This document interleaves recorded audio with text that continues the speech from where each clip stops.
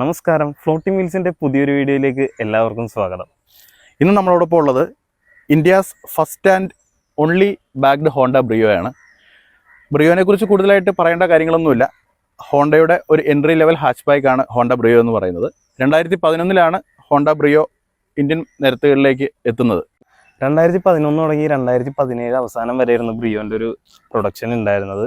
ആ കാലത്ത് ഏറ്റവും കൂടുതൽ വിറ്റഴിക്കപ്പെട്ട ഒരു ഹാച്ച് ബാക്ക് ആയിരുന്നു ഹോണ്ട ബ്രിയോ. കൂടുതൽ പറയുകയാണെങ്കിൽ ബ്രിയോ ശരിക്കും പറഞ്ഞു കഴിഞ്ഞാൽ ഒരു ഫാമിലിയിൽ സെക്കൻഡ് കാറായിട്ടോ അല്ലെങ്കിൽ യുവാക്കളുടെ ഇടയിൽ ഏറ്റവും ഹരമുണ്ടാക്കിയ ഒരു വാഹനം എന്ന് പറയാം. 1.2 ലിറ്റർ എഞ്ചിനിൽ വരുന്ന അത്യാവശ്യം വളരെ നല്ല രീതിയിൽ പെർഫോമൻസ് തരുന്ന ഒരു വാഹനം. ഇപ്പോൾ ഇന്ത്യൻ മാർക്കറ്റിലൊക്കെ നമ്മൾ നോക്കുകയാണെങ്കിൽ അവിടെ ഒരുപാട് മോഡിഫൈ ചെയ്യപ്പെടുന്ന വാഹനങ്ങളിലൊന്നായിരുന്നു ബ്രിയോ. കാരണം എഞ്ചിൻ്റെ കാര്യത്തിലാണെങ്കിലും ഈ വരുന്ന വാഹനത്തിൻ്റെ ഒരു പ്രത്യേകത എന്ന് പറഞ്ഞു കഴിഞ്ഞാൽ പവർ ടു വെയിറ്റ് റേഷ്യോ ഏകദേശം വളരെ നല്ല രീതിയിൽ ബ്രിയോ എന്ന വാഹനത്തിൽ ആ ഹോണ്ട കമ്പനി ഉൾക്കൊള്ളിച്ചിട്ടുണ്ട്. അതുകൊണ്ട് തന്നെ യുവാക്കൾക്ക് ഏറ്റവും കൂടുതൽ ഈ വാഹനത്തോട് ഒരു ഇൻട്രസ്റ്റ് വരാനുള്ള കാരണം.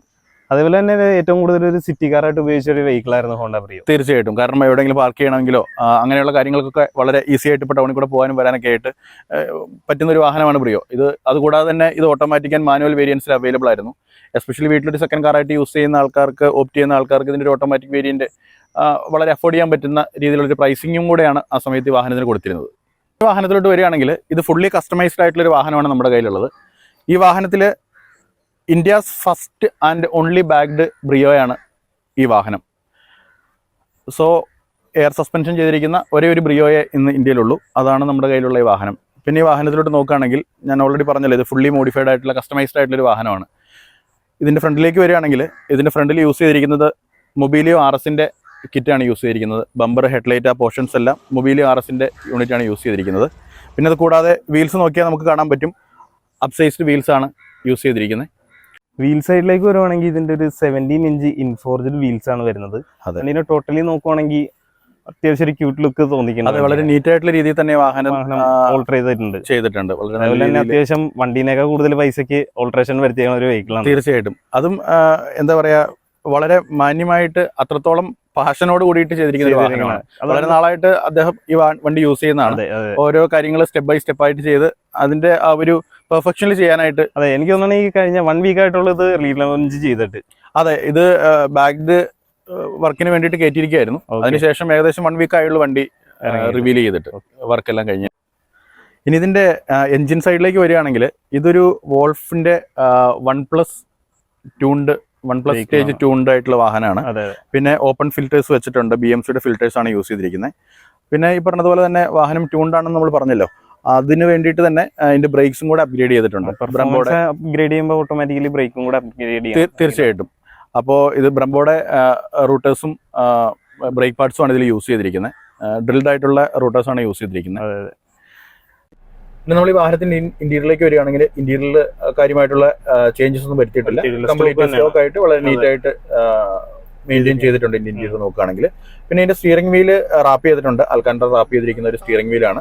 വളരെ നല്ല രീതിയിൽ തന്നെ ചെയ്തിട്ടുണ്ട്. പിന്നെ ഇതിന്റെ ഹെഡ് യൂണിറ്റ് ചേഞ്ച് ചെയ്തിട്ടുണ്ട്. ഇത് വരുന്ന പൈനീറിന്റെ 9190 BT എന്ന് പറയുന്ന ഹെഡ് യൂണിറ്റ് ആണ് യൂസ് ചെയ്തിരിക്കുന്നത്. അത്യാവശ്യം നല്ല രീതിയിൽ പെർഫോമൻസ് തരുന്ന, ഔട്ട്പുട്ട് തരുന്ന ഒരു ഹെഡ് യൂണിറ്റ് ആണ് ഈ വരുന്നത്. പിന്നെ നമ്മൾ നോക്കുകയാണെങ്കിൽ ഇതില് ഓഡിയോ കംപ്ലീറ്റ്ലി അപ്ഗ്രേഡ് ചെയ്തിട്ടുണ്ട് ഈ വാഹനത്തിൽ. നോക്കുകയാണെങ്കിൽ നേരത്തെ പറഞ്ഞ പോലെ ഒരു 4 lakh സംതിങ് ഏകദേശം അതെ ആ ഒരു റേറ്റിൽ ഇൻവെസ്റ്റ് ചെയ്തിട്ടുണ്ട് ഓഡിയോയ്ക്ക് വേണ്ടി മാത്രം. അപ്പൊ നമ്മൾ നോക്കുകയാണെങ്കിൽ ഇതിനകത്ത് വരുന്നത് ഫ്രണ്ട് ആൻഡ് റിയർ ഫോക്കലിന്റെ പോളിഗ്ലാസ് കോമ്പണൻസ് ആണ് ഇതിനകത്ത് യൂസ് ചെയ്തിരിക്കുന്നത്. സോ അത്യാവശ്യം നല്ല സൗണ്ട് ക്വാളിറ്റിയും ക്ലാരിറ്റിയും പ്രൊവൈഡ് ചെയ്യുന്ന ഒരു ഓഡിയോ സിസ്റ്റം ആണത്. പിന്നെ നോക്കുകയാണെങ്കിൽ ഓങ്കിയോടെ 5 ചാനൽ ആംപ്ലിഫയർ യൂസ് ചെയ്തിട്ടുണ്ട്. അതുകൂടാതെ ബ്ലോപങ്കിന്റെ 8 ഇഞ്ചിന്റെ 2 സബ്വൂഫേഴ്സ് ആണ് റിയറിൽ അത് ഫിക്സ് ചെയ്തിരിക്കുന്നത്. നല്ല മോൾഡ് ചെയ്ത് വെച്ചേക്കണേ. വളരെ നീറ്റ് ആയിട്ട്. അതെ, നമുക്ക് ബൂട്ടിലേക്ക് നോക്കുമ്പോൾ അത് കറക്റ്റ് ആയിട്ട് കാണാനായിട്ട് പറ്റും. വളരെ നല്ല രീതിയിൽ അത് പ്ലേസ് ചെയ്തിട്ടുണ്ട്. അതെ, ആംബ്രാക്കും കാര്യങ്ങളൊക്കെ സെറ്റ് ചെയ്തിട്ട് നല്ല രീതിയിൽ തന്നെ ചെയ്തിട്ടുണ്ട്. പിന്നെ അതിന്റെ സീറ്റ്സ് കാര്യമായിട്ടുള്ള ചേഞ്ചസ് ഒന്നും വരുത്തിയിട്ടില്ല. നാപ്പ ലെതർ വളരെ നന്നായിട്ട് ചെയ്തിട്ടുണ്ട്. വളരെ നീറ്റ് ആൻഡ് ക്ലീൻ, ഒരു പ്രീമിയം ഫീൽ വരുന്ന ഇന്റീരിയേഴ്സ് ആണ്. പിന്നെ നമ്മൾ നോക്കുകയാണെങ്കിൽ ഇവിടെ നമുക്കൊരു ഗേജ് കാണാൻ പറ്റും. ഇത് നമ്മൾ ഓൾറെഡി പറഞ്ഞില്ല, ഇത് ബാഗ്ഡ് വാഹനമാണ്. സോ എയർ സസ്പെൻഷൻ യൂസ് ചെയ്തിരിക്കുന്ന വാഹനമാണ്. സോ അതിന്റെ ഗേജ് ആണ് ഈ കൊടുത്തിരിക്കുന്നത്. അതുകൂടാതെ എയർ സസ്പെൻഷന്റെ കൺട്രോൾസ് ആണ് ഈ വരുന്നത്. അപ്പ് ആൻഡ് ഡൗൺ കൺട്രോൾസ് ആണ് ഈ വരുന്നത്. ഫ്രണ്ടും റിയറും നമുക്ക് ഇൻഡിപെൻഡന്റ് ആയിട്ട് അഡ്ജസ്റ്റ് ചെയ്യാനായിട്ട് പറ്റും. ഇത് കൂടാതെ ഇതിന്റെ കൺട്രോൾസ് നമുക്ക് റിമോട്ട് കൺട്രോളിലും അതിന്റെ അഡ്ജസ്റ്റ് ചെയ്യാനായിട്ടുള്ള ഓപ്ഷൻസ് കൊടുത്തിട്ടുണ്ട്. അപ്പോൾ പുതിയൊരു വാഹന വിശേഷവുമായി വീണ്ടും കാണാം. അതുവരേക്കും ബൈ ബൈ.